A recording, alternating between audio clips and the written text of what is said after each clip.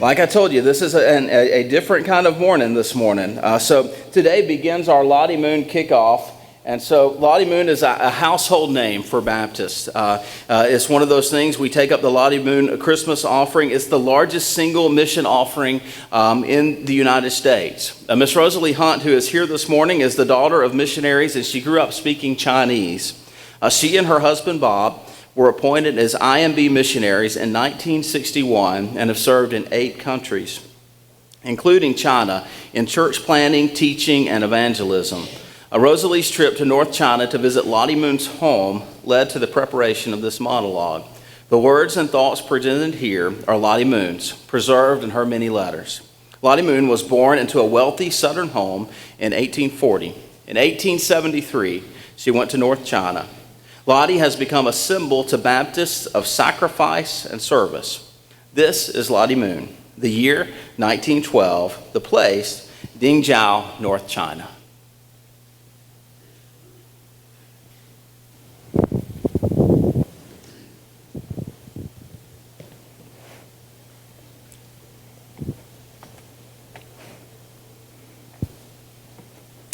Dear Lord, I'm so tired. I can't even think clearly. Sometimes I find it now, it's easier to think about the past rather than the present. Now, it just seems simpler to remember those long ago years. It's rather like once upon a time. And once upon a time, a long time ago, I was a little girl in Virginia, and I loved to have fun. I didn't think going to church was much fun. I did love school. I loved words, reading them, writing them. I loved learning languages. I thought college was wonderful, especially having fun and learning Latin and French and Greek and Hebrew. But my mother was so concerned because I honestly did not think I needed God. I was fine, just by myself. Then one night, I heard Dr. John Broadus speak, and I began to think about the condition of my soul. I confess to you, I had gone to the church service that evening just to make fun, but I went back to my room to pray all night and to give my heart to Christ. And my life changed. I still like to have fun, but life had a new purpose, and I wanted to know God's will for my life. I graduated. Then came hard times. Our country was at war, civil war. And I saw wounded soldiers and hurting people. It was as if our world was turned upside down. The war finally ended, but our lives were forever changed. I was thankful for my education. I could teach. But all the time I was teaching, there was growing in my heart a burden. I hurt for people, half a world away, who had never even heard of a God who loved them. And I came to realize that the Great Commission was to me personally, as if God was saying, Lottie, you go and make disciples. And I knew I had to go to China. The day came when I had to say goodbye to my family and dear ones. You see, there were no furloughs in those days.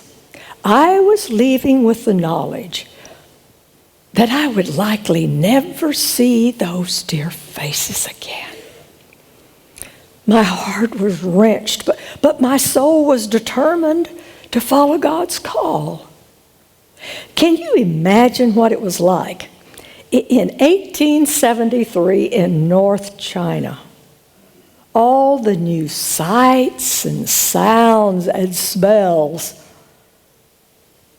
and how the people stared, so strange. I must have looked strange to them. And oh my, the food. I quickly became handy with chopsticks, but my stomach rebelled at what the chopsticks picked up. Sea slugs, eel, garlic, oils. All these 39 years, I have never liked them. I've simply learned to endure it. But the appalling thing to me, as I looked at the masses around me, was the thought, they have never heard of God, the saving gift of his Son. Somehow I must tell them. But I couldn't speak to them. I couldn't speak Chinese. But I love learning languages, so this was just a new challenge. But even walking down my little lane, or in the streets of Dengzhou, or down to the seashore, made me keenly aware of how difficult it was going to be to tell the gospel here. I was the foreigner. Doors were mostly closed to me, and I sensed, I felt, I even heard their hostility as people would call after me, "Yang Guizile, Yang Guizile, here comes the foreign devil." But there had to be some way to get through to these precious children all around me, in spite of closed doors. Then I remembered an old Virginia recipe for tea cakes. I began baking those cookies, and the children loved them. And here would come their parents with a return gift for me.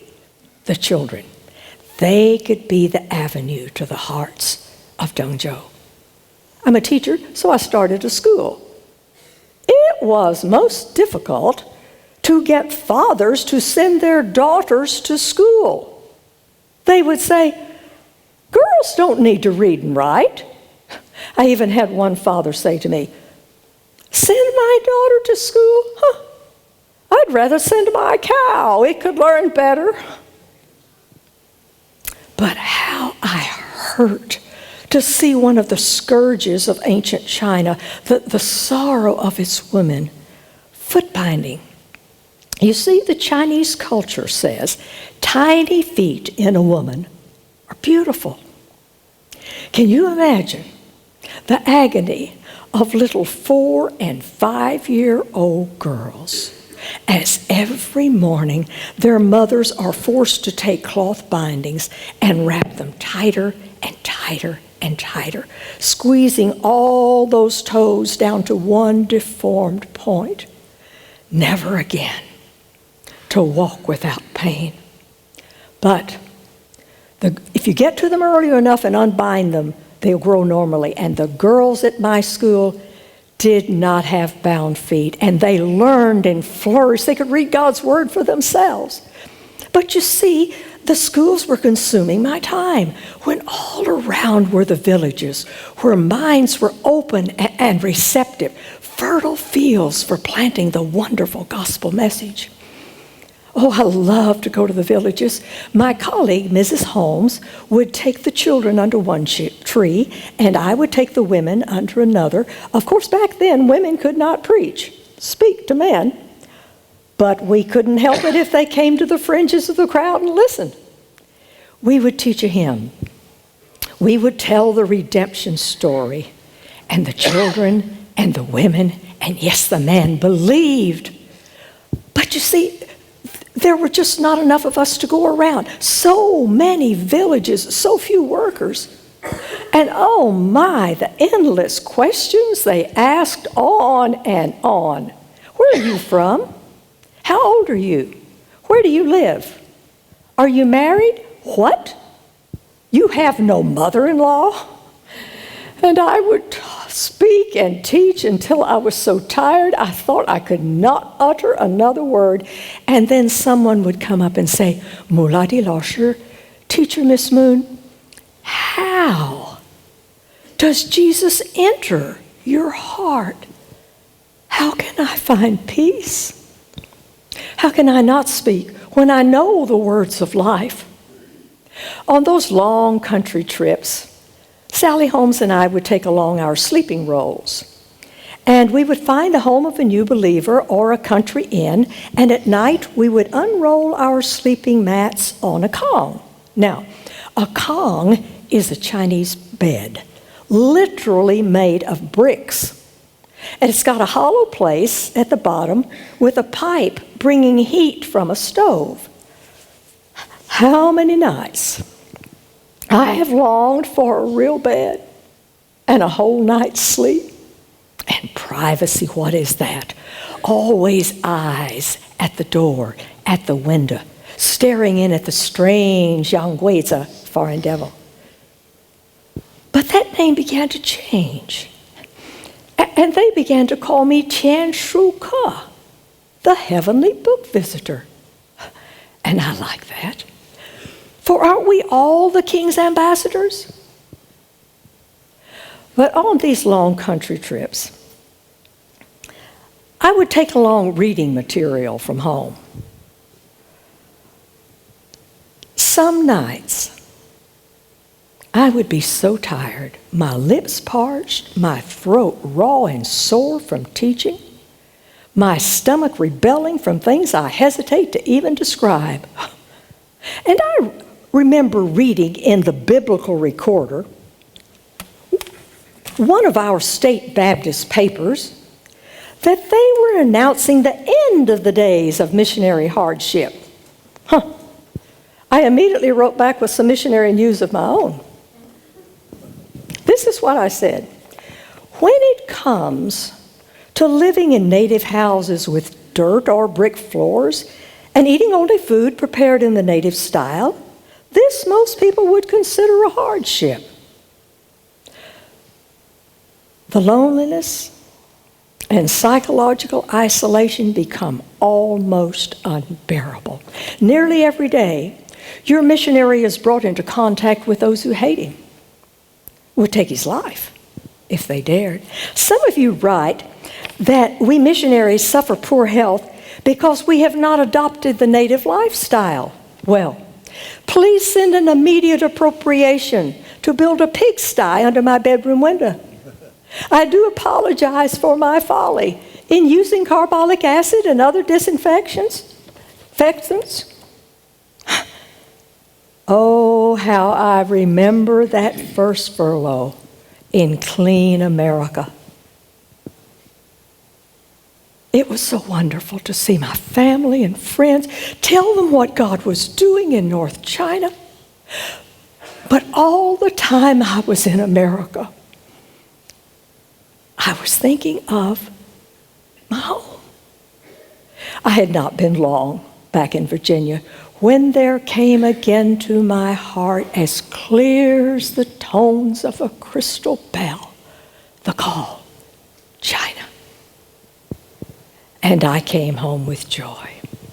I had never been more than 50 miles from Dongzhou, but out there was the vast interior of North China, Pingdu, the 12th largest population center in the world, and no one to tell them the gospel story. So I moved to Pingdu. I rented a house, and the people came. Sometimes I would sit on my brick kong from morning till night, and the stream of seekers was unending. Hearts were so open there, how my heart rejoiced.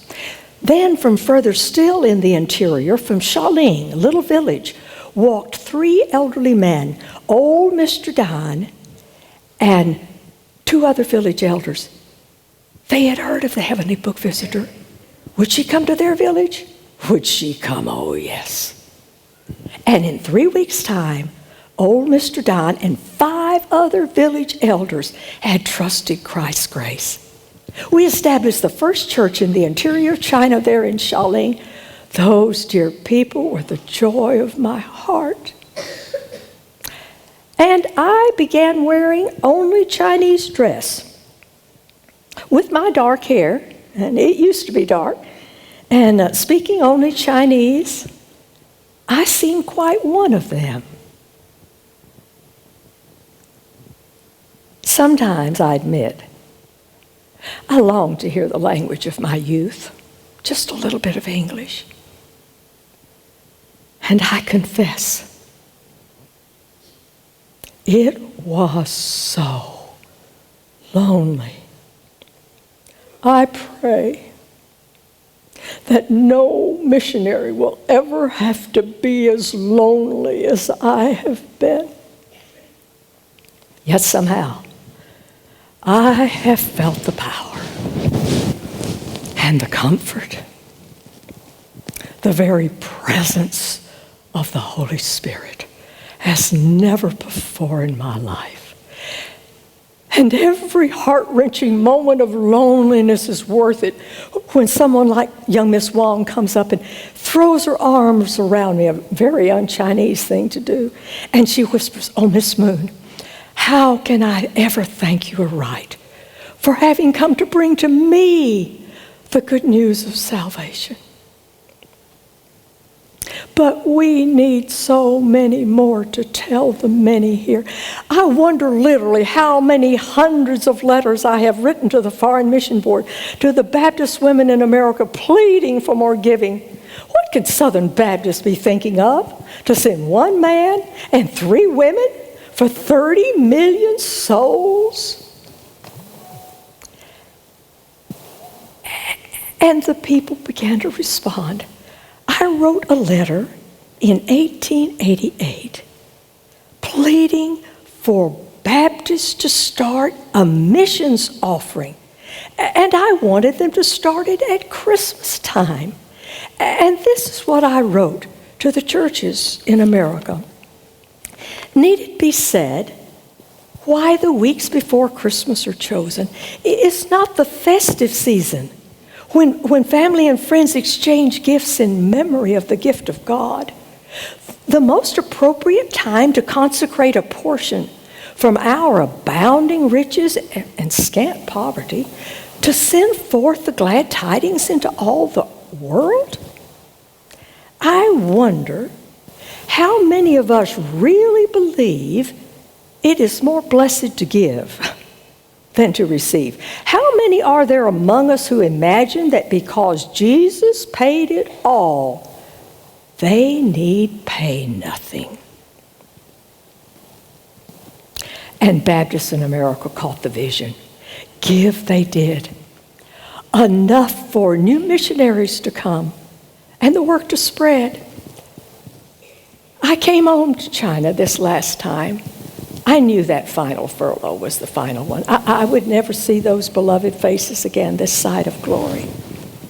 I came home. How richly God has blessed these old eyes that I have seen what He has done these 39 years in North China. We have 16 churches now. We have several thousand church members. We've got 56 schools, thousands of students learning about Jesus. We've got 42 Chinese evangelists. And there's Li Shouting. His elderly uncle, old Mr. Li, heard the gospel there in Shaoling, and I gave Mr. Li a Bible, but he couldn't read. So he gave it to his nephew, Li Shouting, a brilliant young Confucian scholar. Young Mr. Li came and asked that I teach him. He believed. And that young scholar became the greatest evangelist North China has ever had. He baptized over 10,000 believers. But then famine hit us. Wars hit us. First the Boxer Rebellion aimed at foreigners, and then civil war, and my beloved adopted country was torn asunder. And that tore my heart. It wrenched my very soul to see children at my door starving and crying out for food. How could I eat when they couldn't? I took all I had and we shared it. But now I can't think clearly. I'm so confused. I am so weak. And they've sent another message from Pingdu. When is the heavenly book visitor coming back? But I'm too weak now. I cannot go. Somebody will go. What if nobody goes? if nobody prays? What if nobody gives? Somebody will give. Somebody will pray. Somebody will go. Won't they?